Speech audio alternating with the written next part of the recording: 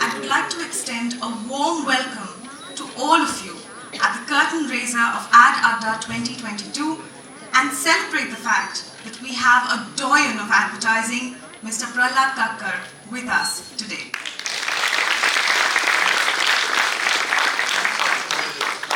Tell the truth, but make the truth fascinating.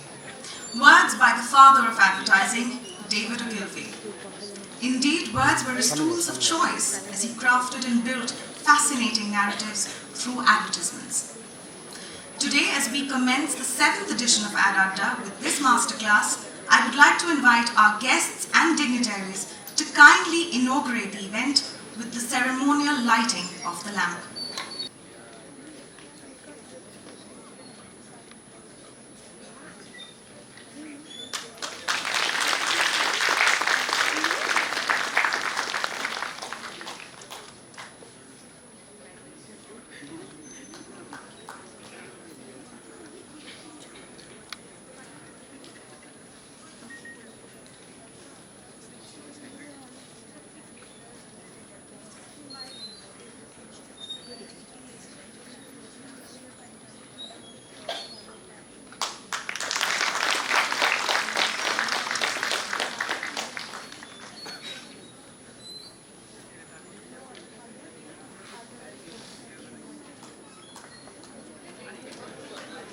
Can we have a loud round of applause to commemorate this auspicious beginning indeed?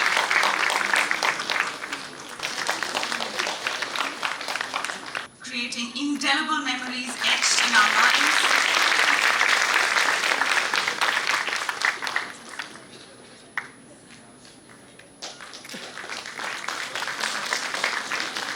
Hardly a surprise that all of us are indeed extremely honored to have none other than Mr. Prahlad Kakkar with us today.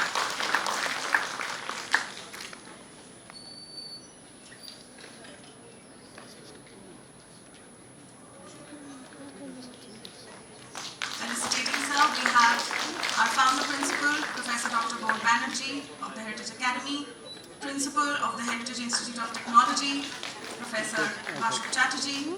We also have Professor Dr. Madhupal Bakshi, Dean of the Department of Media Science and Heritage Academy. And finally, our very own CEO sir, Mr. Pradeep Agarwal, felicitating our guest of honor today.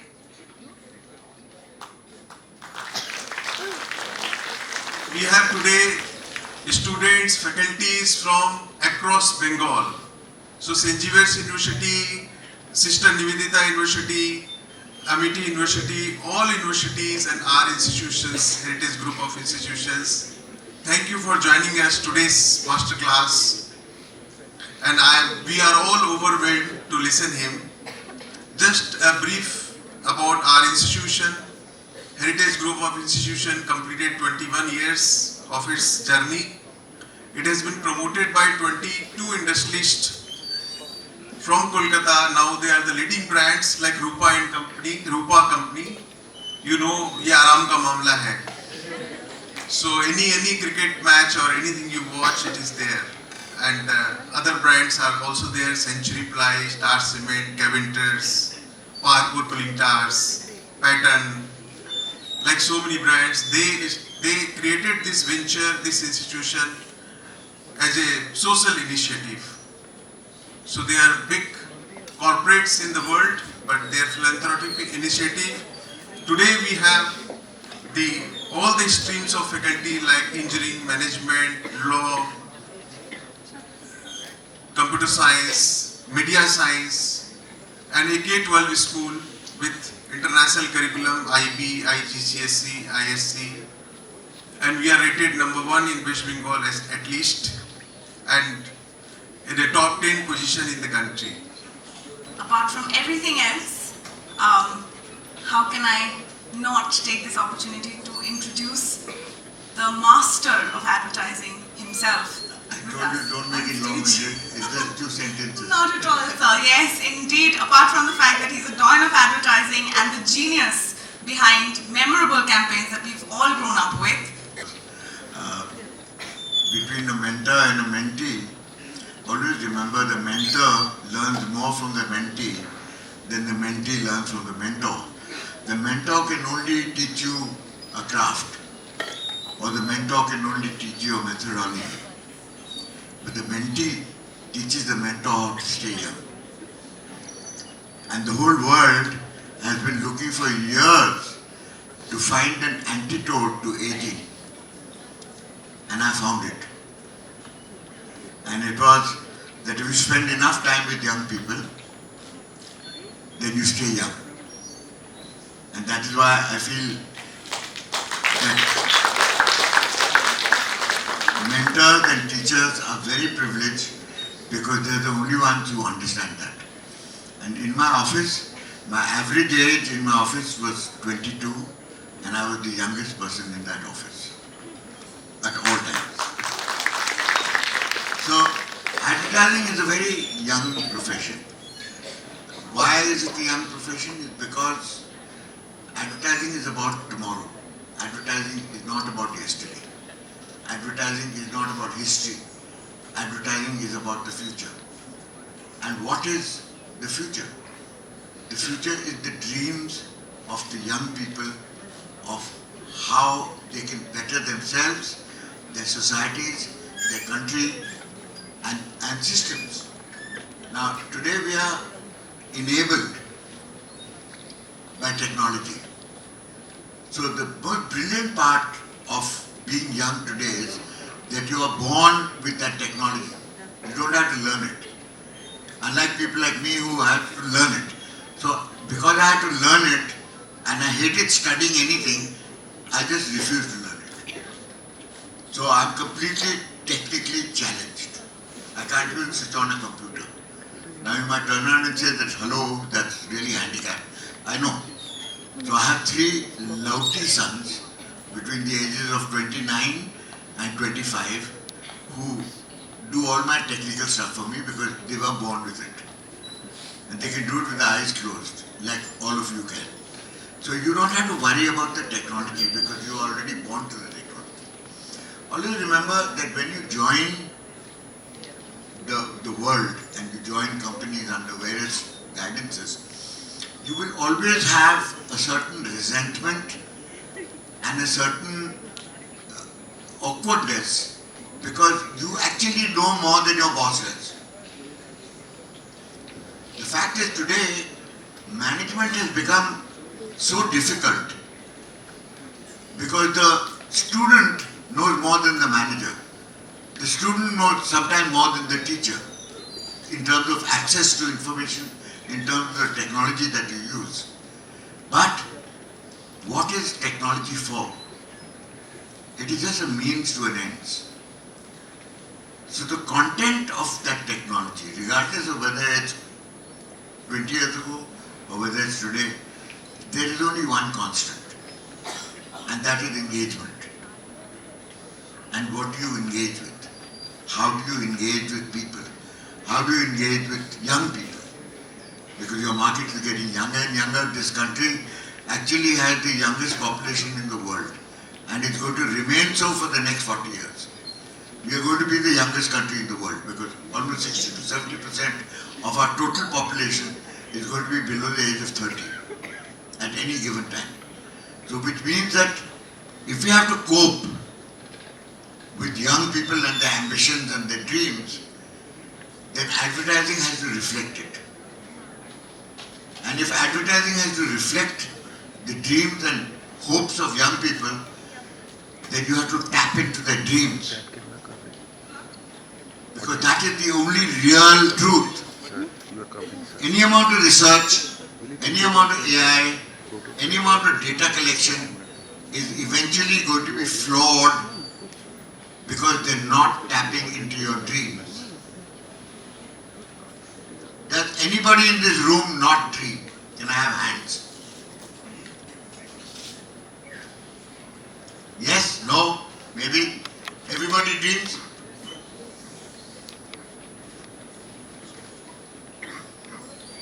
Everybody dreams, right?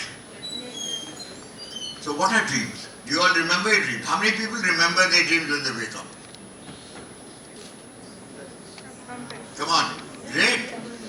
have a real advertising class, because I'll tell you what the difference between advertising people or advertising animals and the rest of the world is, that advertising animals actually remember their dreams.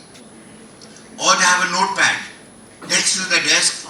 When they wake up in the middle of the night, in the middle of a dream, you write it down so that you don't forget it in the morning. Most people forget their dreams until they're reminded of it, of them. So what does successful advertising do? Successful advertising tells you about your dreams in the form of ads, or in the form of TV, or in the form of social media, or in the form of whatever way you can. But it taps into your dream, because you have the lowest common denominator is actually dreaming. And everybody has a dream which is relatively common as to what you want for yourself, or your country, or your institution for the future. So you dream only about the future, you never dream about the past. Because the past is not called dreams, they're called nightmares. You understand the difference between a nightmare and a dream? The past is a nightmare. The future is your dream. And advertising is all about the future. It is not about the past. It might remind you about the past in terms of your learning and say we made a mistake here. And it was a cardinal mistake and we should not repeat that. That is what young people should learn to do. And the most cardinal mistake that my generation made is that we took the planet for granted. And greed and avariciousness and exploitation has brought us on the edge of a cataclysm where climate change has now become a reality. So it is up to your generation to actually correct that anomaly. And the fact is that we are directly responsible for it. My generation. We are directly responsible for it because we never thought it would happen. We thought climate change and environment change is a myth. It's a fantasy. It's scaremongering by scientists. And nobody actually believed that it would happen. And today it's a reality, you're facing it. So one of the greatest jobs that you have in the future, and it's going to take a long time to correct, believe me, it's not going to be overnight. It's going to take 20 to 30 years of consistent attention to correct the imbalance that we've created in our planet. Because if we carry on the way we are, your children and you people will have a miserable life. I guarantee you that. So, the past is a nightmare. The future is your dreams. Advertising is all about dreaming. It's all about dreaming to the extent that your dreams are perfect. There are never any flaws in it. The only imperfection in your dream is when you wake up halfway through. And you try and go back to sleep and continue with that dream and it never happens. Okay, so it becomes half left. And advertising has to reflect exactly that. Is the hope for the fact that there is a future for this generation which is a better future than the past. Regardless of how good the past was. That the future is always with hope that is better.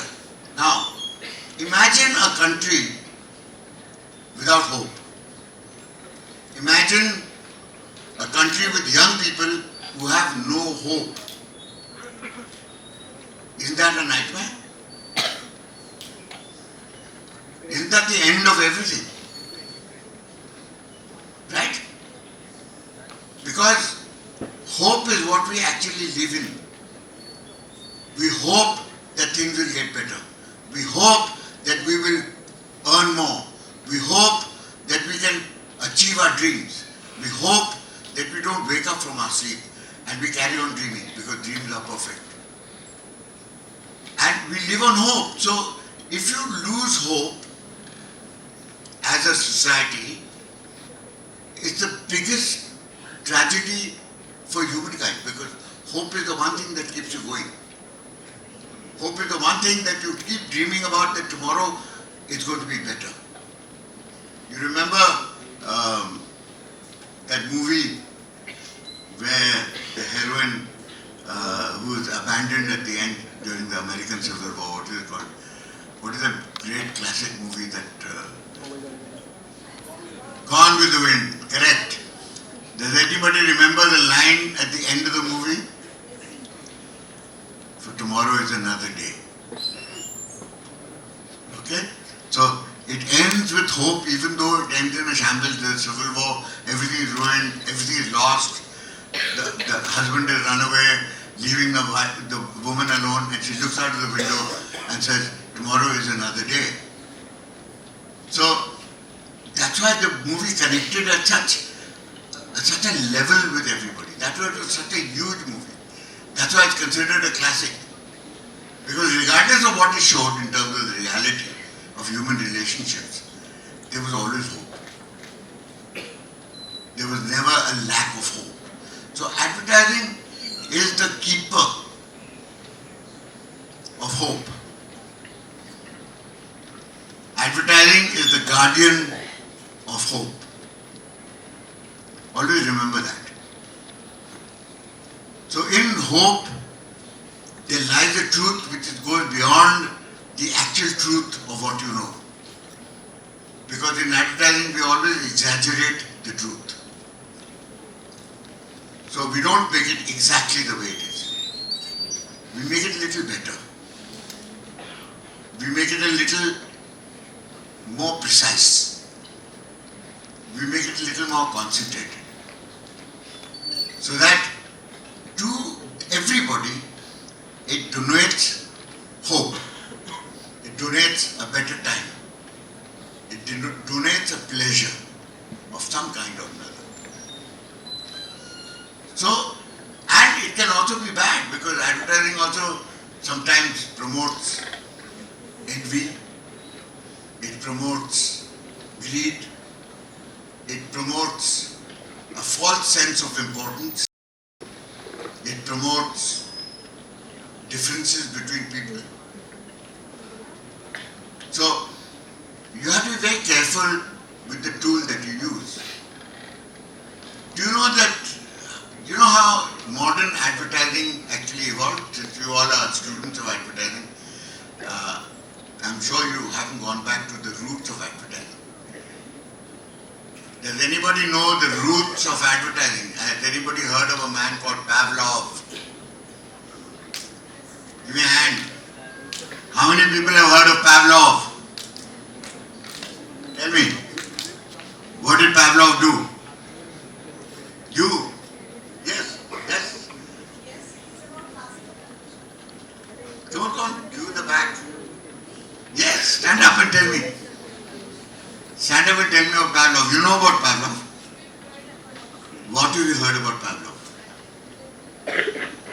What have you heard about Pavlov? Tell me. What did he do? He did an experiment. Correct. But what did he use as a subject? No, he used dogs. Okay? So just imagine an experiment that was done on dogs is being used on human beings today.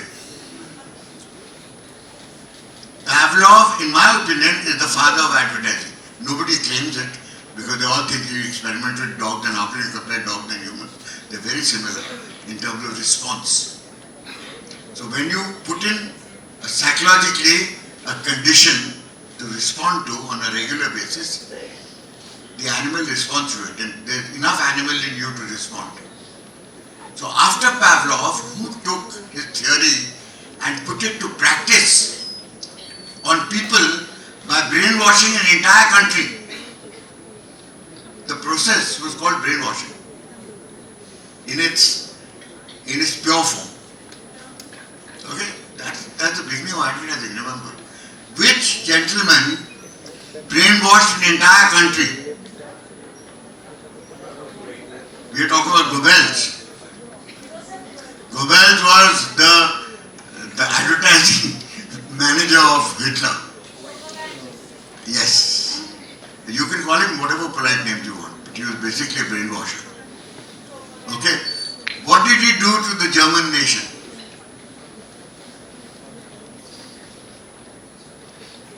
Come on, guys. What did Goebbels do to the entire German nation? Correct? He made them believe that they were superior to the Jews.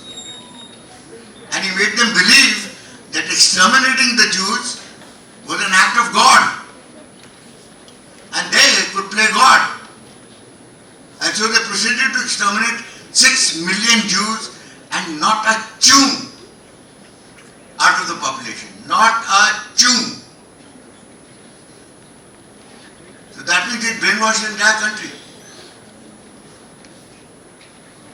So if you ever get a chance to go to Pune and you go to the archives of the Film Institute, which is the Film Archives, they have a whole lot of documentaries which Goebbels used to actually brainwash the country.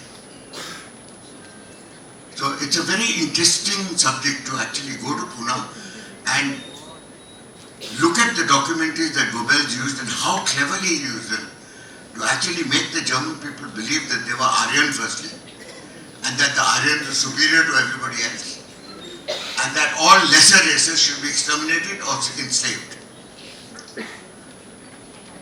And he actually made them believe it. Now modern advertising has actually come from that. Okay? Because what we do in advertising, whatever, good or bad, you can do it both ways, is to actually make people respond to stimulus. And what is an unconscious stimulus? Is your dreams.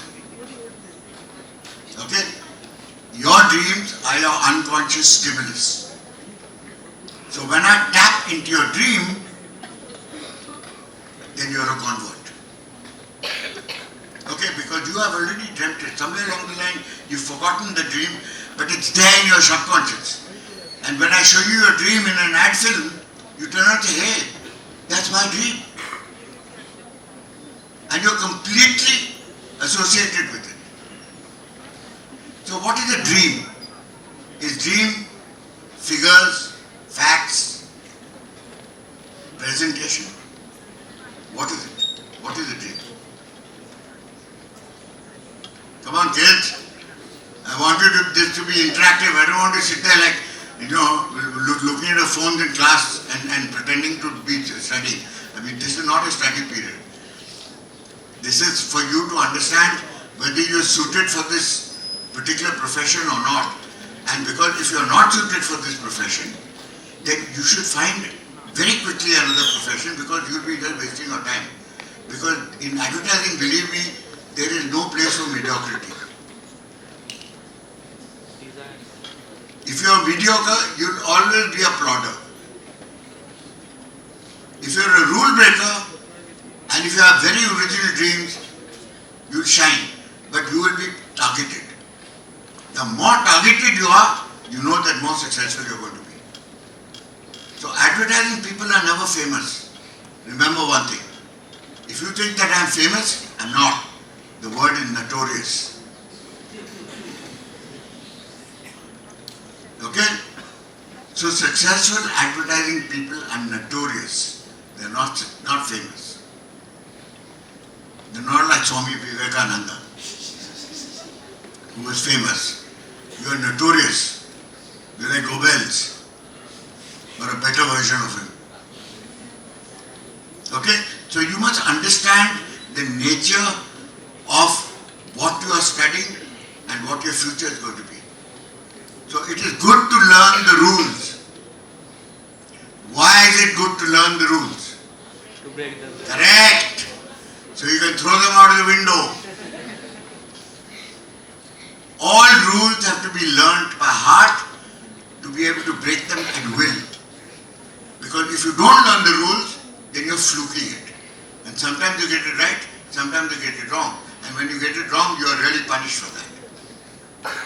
So to be right more than wrong, you need to know the rules, so you need to know what you are breaking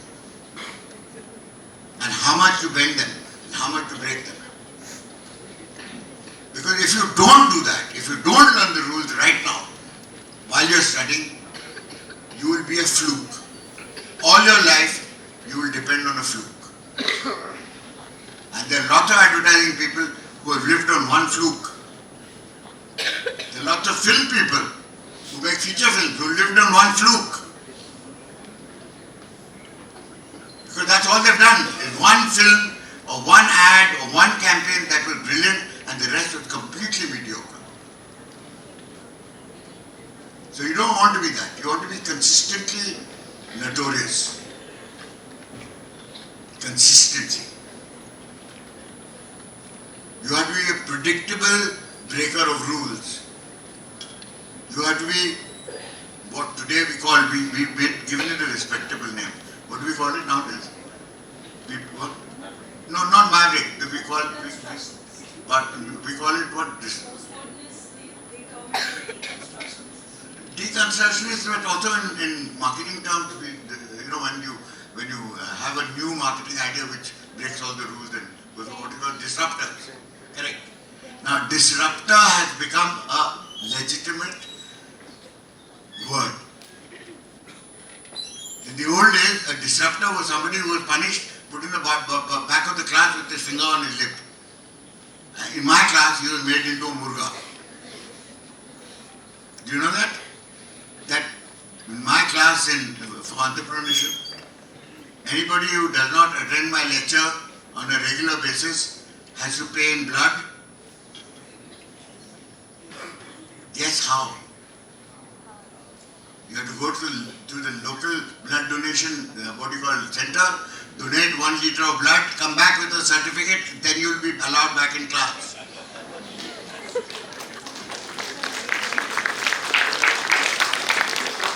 So that's called disruption. Every other institution that I know of fine the children. Who pays the fine? Their parents. So why would the children be bothered about paying fines? Because at the end of it, the parents are paying it, like their fees. But if you have to pay in blood, it's your blood. So you would bloody well attend my lectures.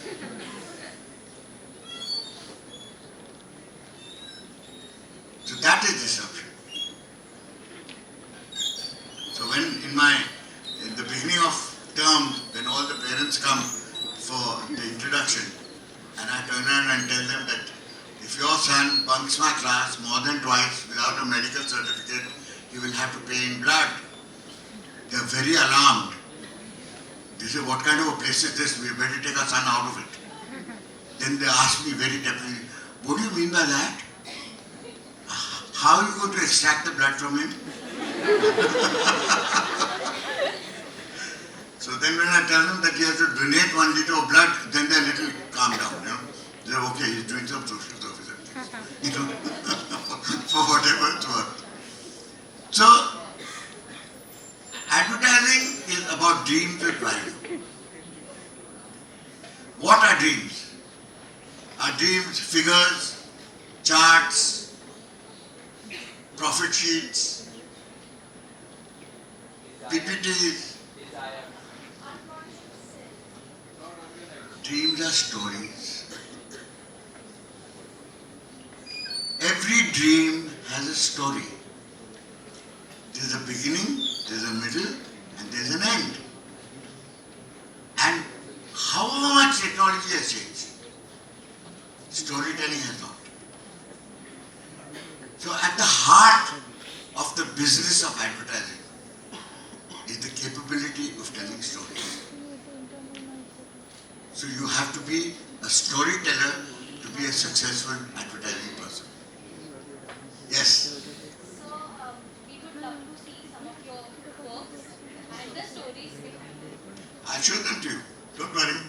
It's all coming. You've got till lunchtime. And you'll probably have to skip lunch as well. Okay. So, storytelling is the heart of this business. and storytelling adds value. So when you have a project to do for a client who has an industrial unit, who produces screws and bolts, produces machine parts, produces gears, produces heavy industrial stuff, and if you don't have a story to tell about that, then you are dead. People are completely disinterested. If you want engagement, you have to tell a story. And if you want engagement with young people, you have to tell a young story. So, how many of you have read a book called Fountainhead by Ayn Rand? Nobody read Fountainhead? No wonder you all you lallus are sitting and not in architectural school. You know that one book created more architects than any lecture or any amount of money. It was all about an architect called Howard Rope. So I suggest, since you all don't read anyway, I suggest you look up that book on Kindle and read it. It's inspiring. And it's a story. Now that's a book that makes a feature film. Okay? You have to tell a story in 30 seconds. That's a discipline. So when you think of stories which go into 2 minutes, 3 minutes, 4 minutes, you have to cut them down to 30 seconds, and that is a discipline. But first you have to have a story. And dreams are made of stories. Dreams don't just happen in figures, facts and PPTs. A dream isn't a PPT. A dream is a story. And if you can't tell stories, you can't be an advertising professional. Believe me. The art of storytelling is what it's all about. So I'm surprised that you people don't go through the exercise where one person gets up in the class and tells the class a story or a joke or a dirty joke and holds the class together for the period of telling that narrative. That everybody is mesmerized by your storytelling. That is the true art of advertising. Is to be able to tell stories in an engaging and mesmerizing way. Now I'm going to show you some films, and the reason why I'm showing you these films is not because I made them. A lot of them were not made by me, but made by, say, various colleagues and friends of mine. And always remember, as an advertising professional, I've always felt when people say, which is your best film, I've always said, the film that I never made.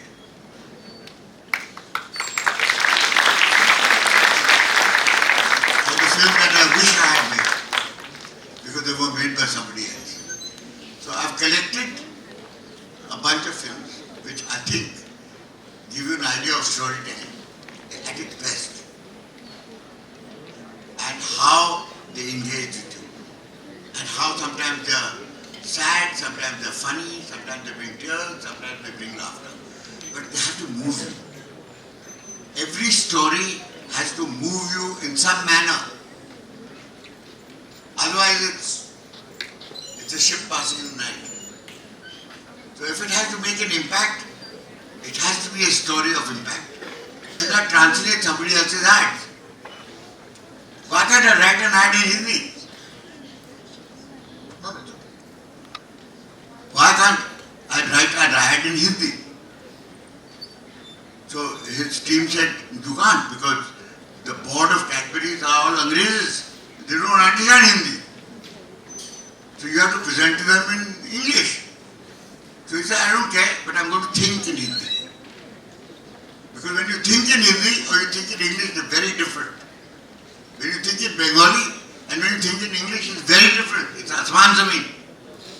The nuances that are in Bengali cannot be translated. Similarly, the nuances in English cannot be translated. So they are silos by themselves. So if you are appealing to a Bengali audience, Why do you want to think in English and translate to Bengali? It doesn't translate. You should write in Bengali. So that you engage, your storytelling is of some value, it has some interest. Now what happened during this film? When Piyush Pandey presented the idea to the board of Cadbury's, they rejected it out of hand. Why did they reject it? Any suggestions? No, the girl is jumping into the stadium and wearing a frock and wearing a bob cut and wearing makeup. And those days you weren't allowed to make makeup and leave your house. You have to do it outside in the toilet, in a public toilet.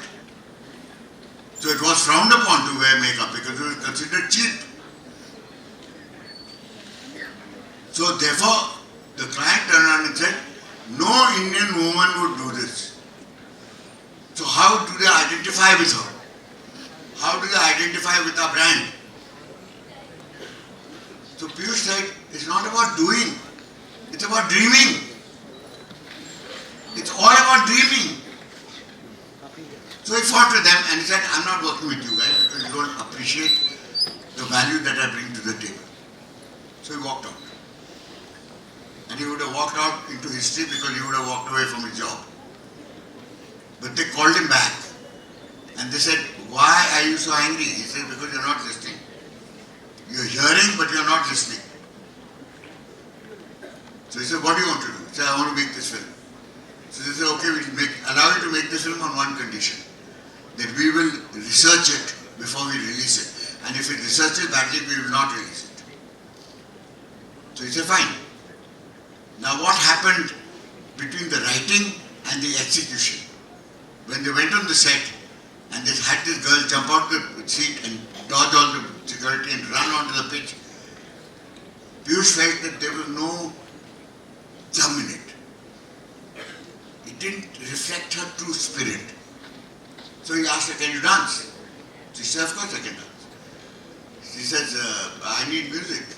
So he got her some music. He said, but I don't know the steps. Are there any steps? Are there anything that I have to do? He said, no. You just dance your life out. You pretend that you're all alone in a room in front of a mirror and you're dancing. And there are no steps. You're dancing from your heart. So she closed her eyes and she thought about it for a moment and she said, okay. And she danced. And they clapped. And then they asked her, can you do it again? And she said, I'll try. And she did it again and again and again 15 times. And they used the first take. Why? Correct. That was magic. It was spontaneous. It wasn't acting. It wasn't rehearsed. It was real. And audiences understand and feel that reality. So when they tested the film with women's groups, they asked them a question. They asked them two questions. Do you like the film? And they all said yes. And then they asked them, would you do what she's doing? And they all said no. So they said, then how do you like the film if you don't identify with what she's doing? She says, of course we identify with what she's doing, but we wouldn't do it ourselves. We don't have the guts. But she lives inside us.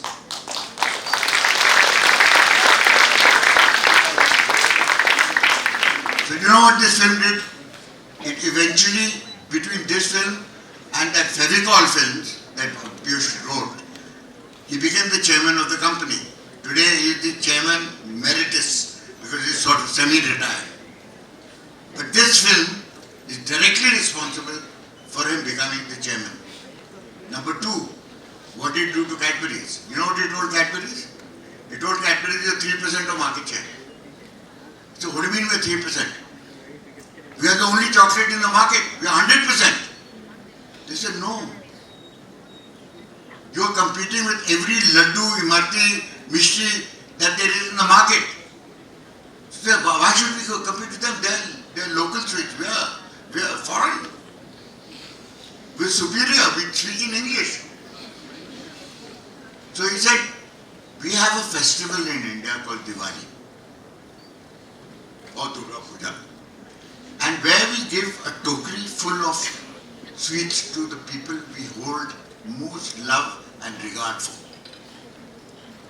The tokery represents the market. How much Cadbury is in that tokery? Token 3%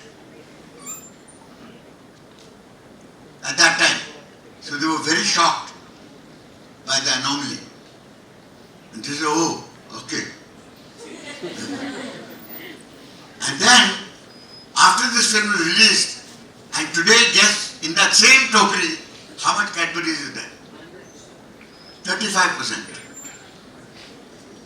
Okay, that is what the campaign did for them, and what the campaign convinced them was to think in the vernacular. So from here happened, Pappu pass ho gaya, thoda sa meetha ho jaye, and all that which was very, very Indian. And therefore they could compete with the local sweetmeats, the local mystery. Correct. Correct, because they don't have a brand. Because they built a brand for themselves. So now the local sweetmeats like Ganguram and all now want a brand too. So that is the story of this film, and the reason why I am showing it to you 20 years later is because it broke ground. It broke rules. It broke things that you are prepared to do, but it took courage to do. And it took a Piyush Pandey to walk out of a room and say, I'm not working for you guys, you don't understand anything. To be able to convince them that his conviction was stronger than their lack of it. Dr. Madhupal Bakshi, Dean, Department of Media Science, to kindly join us on stage and moderate. You said that there was detail, there was God in the details.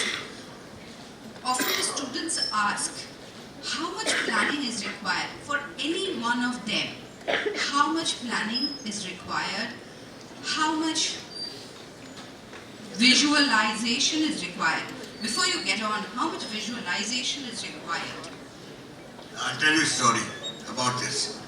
Every filmmaker who makes his film, regardless of how much effort he puts in, how much detailing he puts in, he looks at his film and says, shit, I wish I could do it all over again, I'd do it differently. So, nothing is enough. You detail it, you change it, you plan it till the last possible moment. And even when you are editing it, you look at it and say, oh hell, I forgot this. Oh my God, I forgot this. And the client is telling you that you don't worry about it, the audience will not grow. The consumer is not going to figure out. They can. The consumer is not a moron, the consumer is your wife.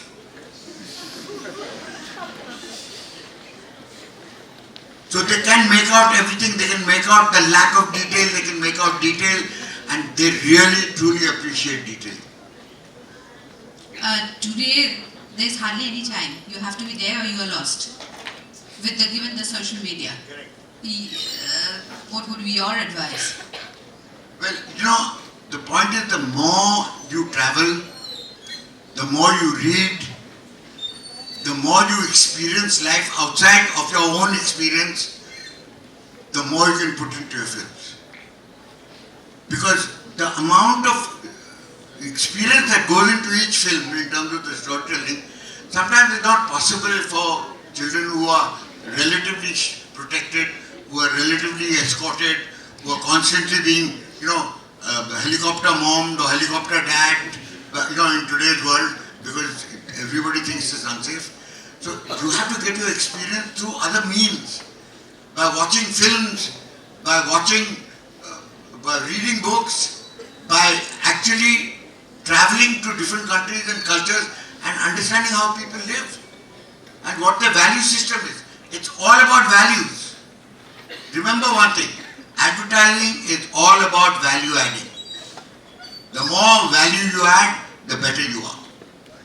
Okay, you started in fact your speak by saying that advertising gives hope, advertising adds to the social discourse, but one question that comes up, there's too much advertising, people are bothered by advertising, right now everything is popping up and there's too much expense going on when you're talking about climate change and that. that is also a waste. That, how do you see it? What's your perspective on that? You know, my perspective is that, see, in the old days when television programs were horrible, people used to wait for the ads because the ads were much better than the programs. Okay, today the content of television has grown up to such an extent that ads become a pain in the ass because they come and interrupt in the middle. Okay, so you are not only competing against other ads, you are also competing against your own standards. So people will like and still watch good advertising. People will disregard mediocrity and find it highly irritating and become negative. It's not even, that they don't care. It's negative, they hate it. So you have to be very careful that you're not mediocre, that you're not run of the mill, that every single ad that you do is unique and tells a story, takes away something in terms of emotion, takes away human value, and just enhances your life. Just that much more. Are the students ready now? At least our first If there are any question is ready. questions, I'd like to request. So principal sir is going to first ask. He's our principal sir. He is first. We'll go back my dinner.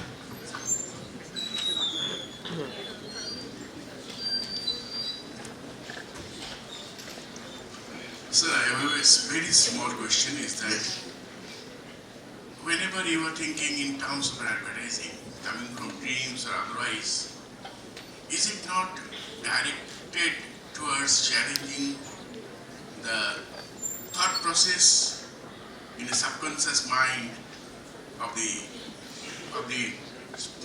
those who are viewers or the target people? No, it is because it's also personality based. So I'm highly irreverent. I don't believe in God, I believe in spiritualism. I believe that nature is God. And I believe that being good or being different is a part of your destiny. And therefore I bring a lot of my personality into my ads. Amit brings a lot of his personality into his ads. Every filmmaker can be recognized by what he puts into his work because he is his work. It's not outside of himself, it's within his experience that is presenting the work. So, when you push the boundaries of status quo, that is part of your job. It's part of your job to push the status quo beyond its boundaries of acceptance. So that you have a whole new generation of people who actually readily accept it. And today, the time is absolutely ripe. And this whole business of trolling, ads that are slightly out of the ordinary, that are different, that are pushing boundaries, is rubbish because the trolling is carried out by 2% of people and most of it is paid for. It's an agenda. And we must realize that. And we must reject it. You don't have to get irritated by trolling. It's a part of life. It's going to carry on. It's going to be a political agenda, regardless of what the dimensions are. If it's in Bengal, it will be pro-government. If it's in the center, it will be pro-BJP. If they have an agenda, they will carry out their agenda. But as a person on the street, you don't have to worry about it. It's a minority. It's a paid minority. They don't even believe what they're saying. Most of it is the same thing over and over again. So you know that it's rubbish. It's politically motivated. So you have to constantly push the ticket. Constantly. It doesn't matter who it is. Camellia. Good afternoon, sir. Yes. My name is Camellia Chatterjee. I have two questions actually. So you said future is hope and past is nightmare. Why can't it be nostalgia? Exactly. It can be, but depends on what you remember of the past.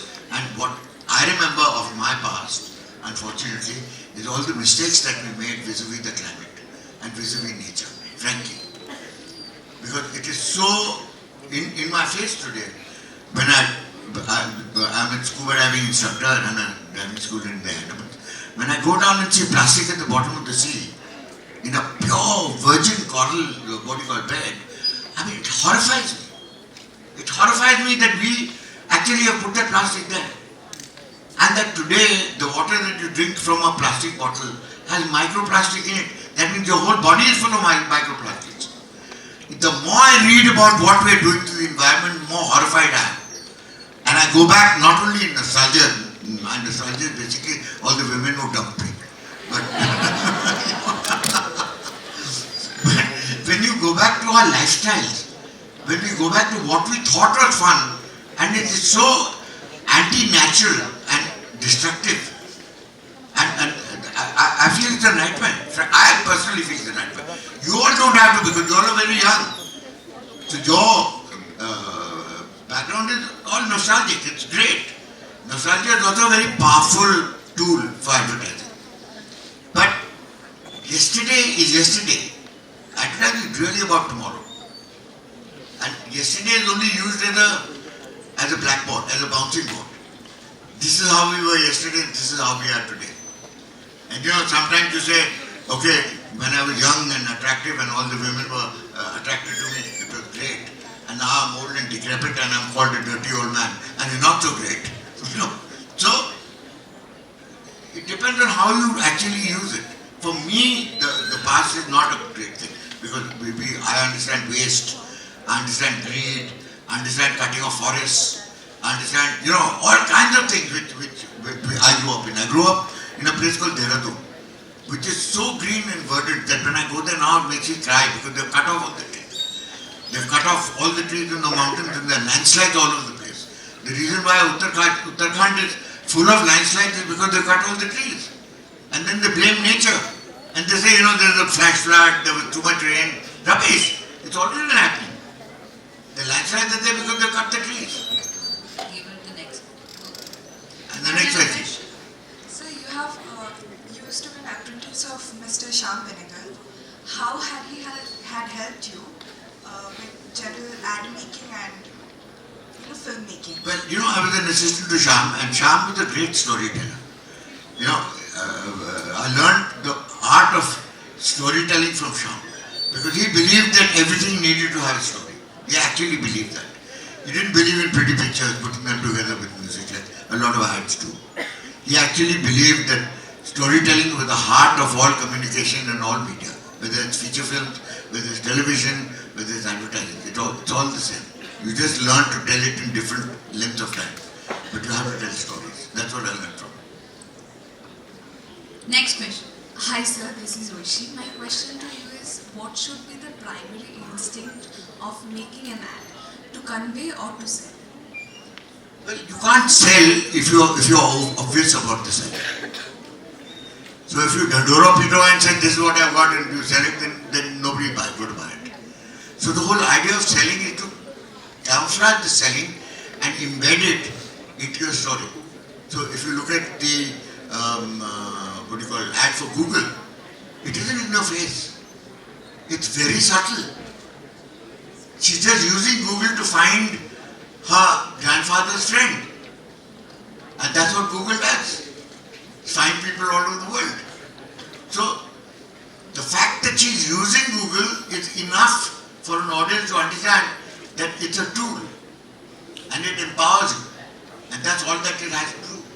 But how do you convince the client that subtlety is required? No, you don't convince the client. You make the film his way and then you make it your way. Then you tell him, if you want it my way, you pay me extra. Thank you so much, sir. You know, the clients, I've met clients who are so researched and so inflexible that I've realized very early in the meeting that there's no point arguing with them. You just nod your head, eat whatever they're giving you to eat, and say, okay, bye, and head out with the storyboard. And you shoot the storyboard. It's not that you don't do what they ask you to do. You do it very quickly. And the rest of the time you spend in doing the way you want to do it. And then you tell them, here's your film. Do you like it? They say, no, it doesn't work. They say, well, that's your film. You signed on every page.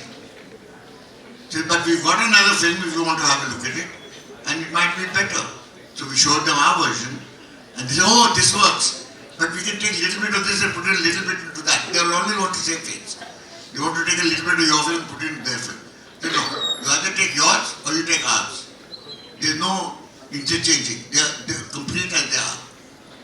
So obviously they don't want to take a turkey with them made. So they take yours. But they hate you for it. They don't like you.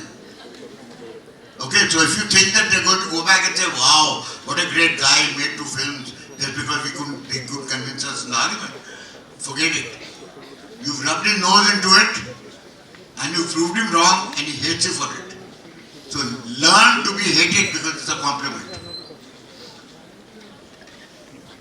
Yeah, good afternoon, sir. So, yes. Yes, ma'am.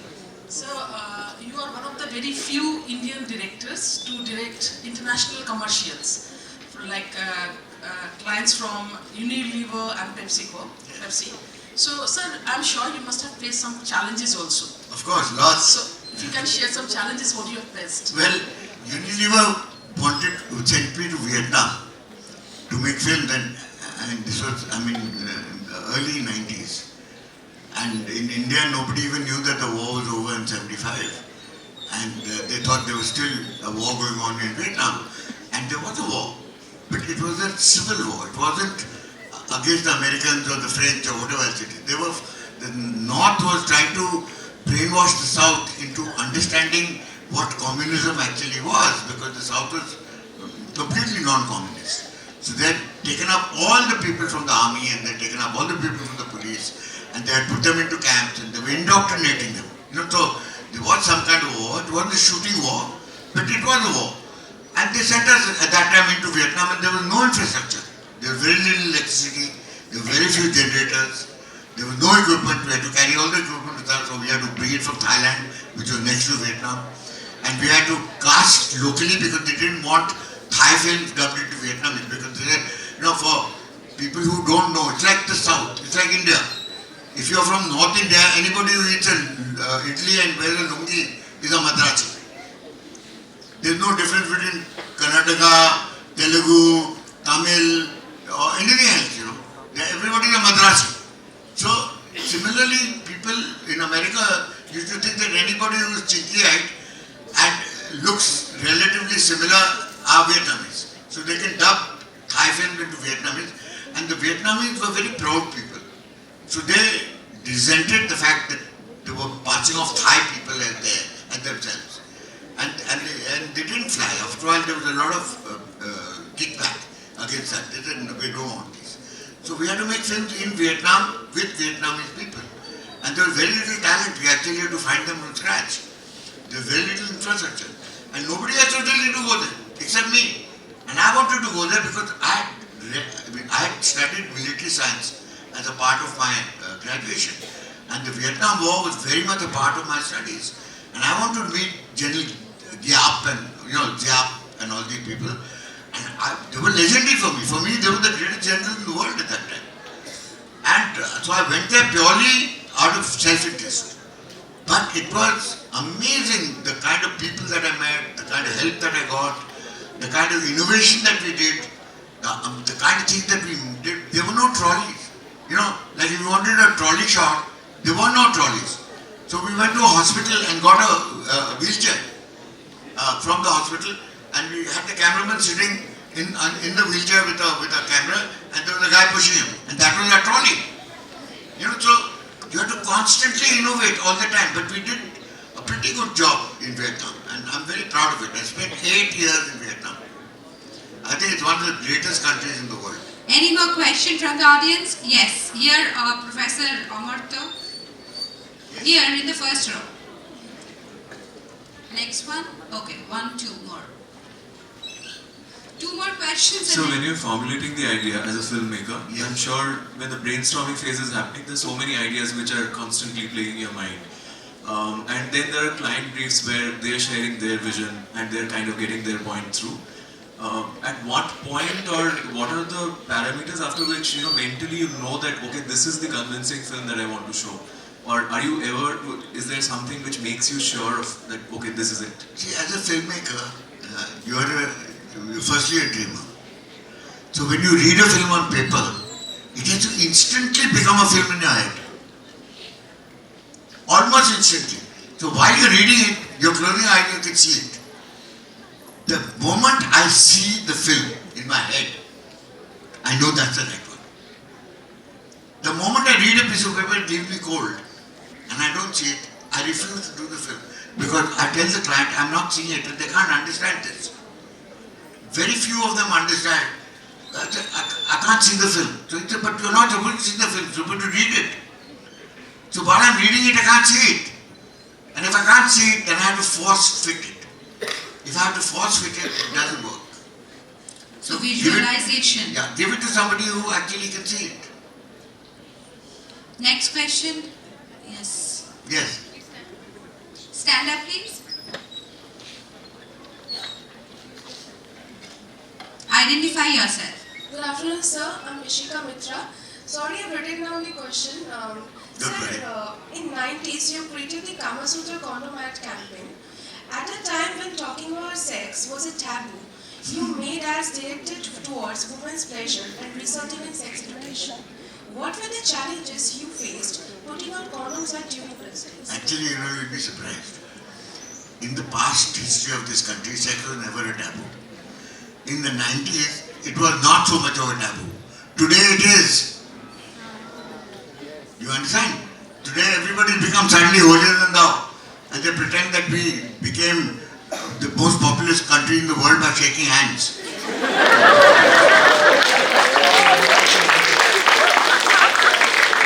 Or doing namaste from far.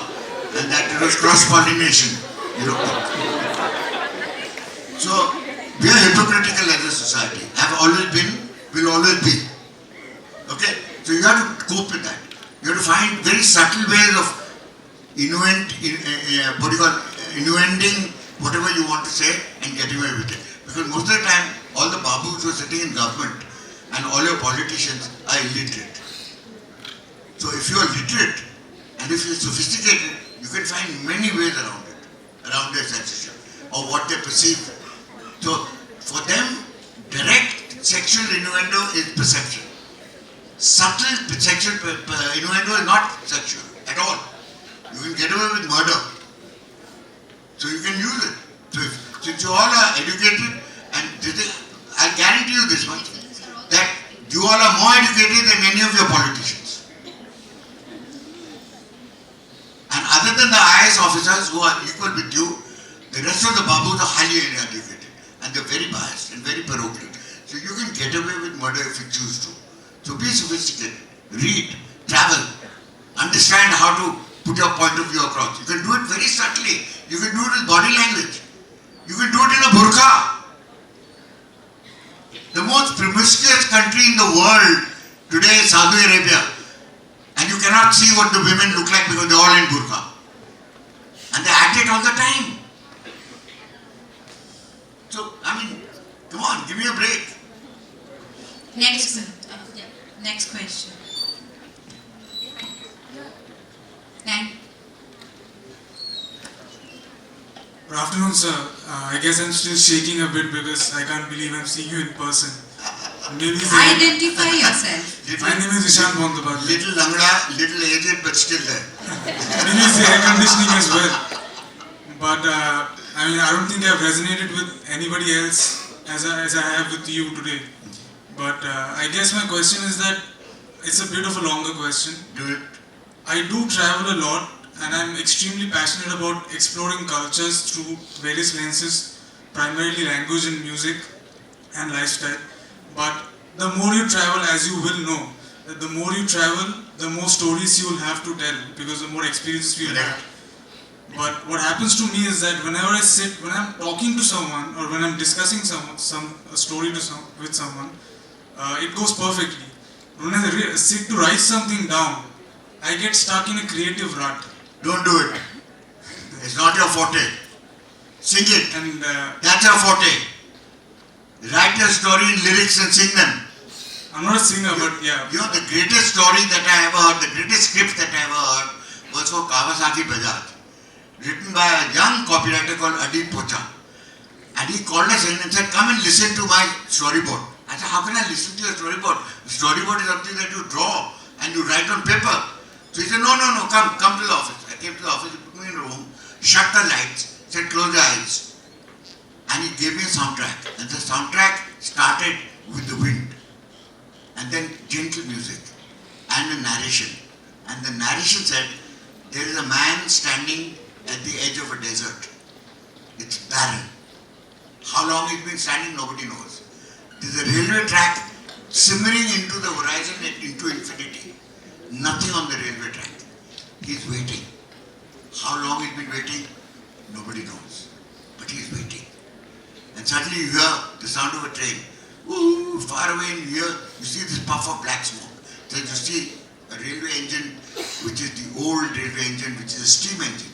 It isn't a diesel locomotive. It's got a stack, it's smoking, and it's coming rattling down this thing at great speed.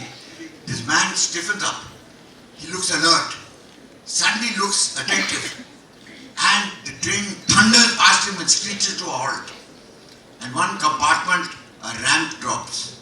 And two men in overalls lead out a gleaming bike, like a horse, and put it down and get back into the train, and the train moves off. The man starts running toward the bike. He runs for his life. He reaches the bike. He caresses the tank. He gets on top of it and looks up at the sky and freezes. And the legend says, the waiting is over. Kawasaki Bajaj KBZ 100. It's back.